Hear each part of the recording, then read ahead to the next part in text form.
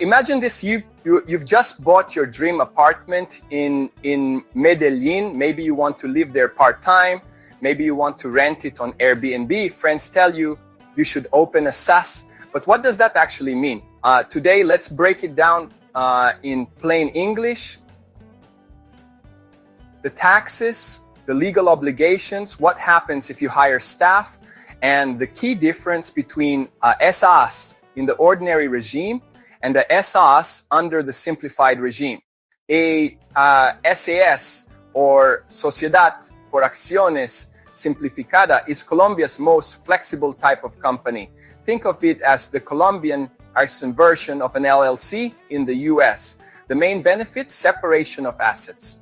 If something goes wrong with the company, a tax penalty, a lawsuit, even a guest incident, only the company is on the hook and not your personal assets. That's why SAS is the #1 choice for foreign investors, Airbnb hosts, and expats who want to protect themselves while doing business here.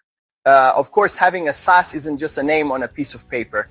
A SAS, it comes with responsibilities. Formal bookkeeping, full accounting records, annual financial statements, compliance with Colombian GAAP, corporate taxes, income tax, 35% on profits for the ordinary regime. VAT, or consumption tax, usually 19% on short-term rentals. ECA, a local city tax on gross income. Ongoing filings, bi-monthly VAT returns, monthly payroll withholdings, annual income tax, and so on. So a SAS means formal compliance with the DIAN, the Colombian IRS, and your local municipality. Now, let's imagine you decide to hire a housekeeper or maybe a property manager to help with your rentals. Here's the key. In Colombia, when you hire someone, you don't just pay their salary. You also cover social security, health insurance, pension contributions, occupational risk insurance, plus legal benefits like vacation, severance, and bonuses. For example, if you pay someone the minimum wage around 1.4 million pesos, the real monthly cost to your company is approximately 217. And there is the UGPP, Colombia's oversight authority for labor and social security. If they find you paying people under the table, they can demand back payments plus heavy fines. So having a SAS forces you to play by the rules, but it also protects you because everything is structured and legal. Here's where many expats get confused. What's the difference between an ordinary SAS and a SAS under the simplified regime? Ordinary SAS pays 35% on profits after deducting all legal expenses. Best if you have high costs, employees, maintenance, professional services.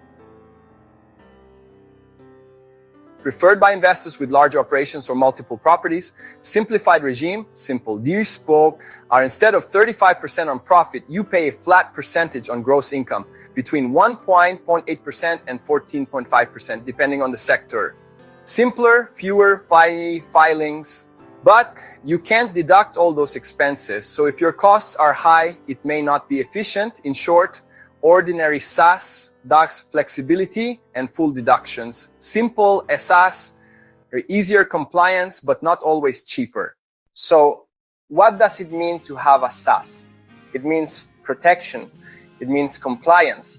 It means you're playing in the formal economy, which for expats and investors is the only safe way to operate long-term. It also means obligations, paying taxes, running accounting, and treating your staff properly under Colombian law.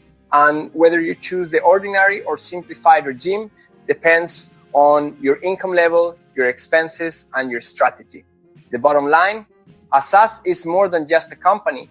It's your shield, your bridge between opportunity and risk in Colombia.